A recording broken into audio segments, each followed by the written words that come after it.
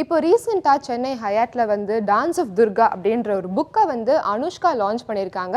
இந்த விழாவில் வந்து ராஜீவ் மேனன் அவரும் கலந்துக்கிட்டாரு. இதை பற்றின கிளிம்சஸ் இப்போ உங்களுக்காக.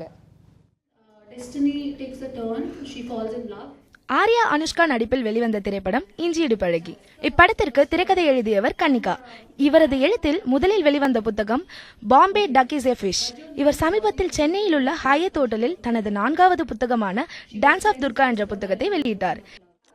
It's the story of a naive young girl from a village in Punjab and how she goes on to become the biggest god woman in the country with millions of followers.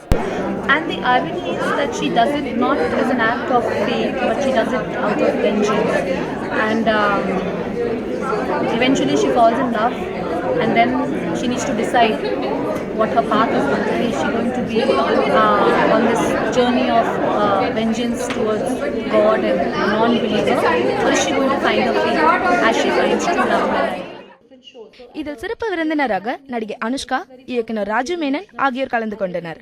பல கலந்துரையாடலை அடுத்து இயக்குனர் ராஜீவ் மேனன் முன்னிலையில் நடிகை Anushka dance of Durga புத்தகத்தை வெளியிட்டார்.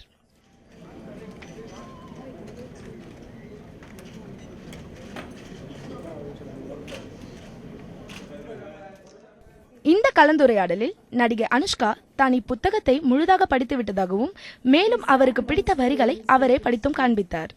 A star-shaped desire like a zephyr lily grew between them.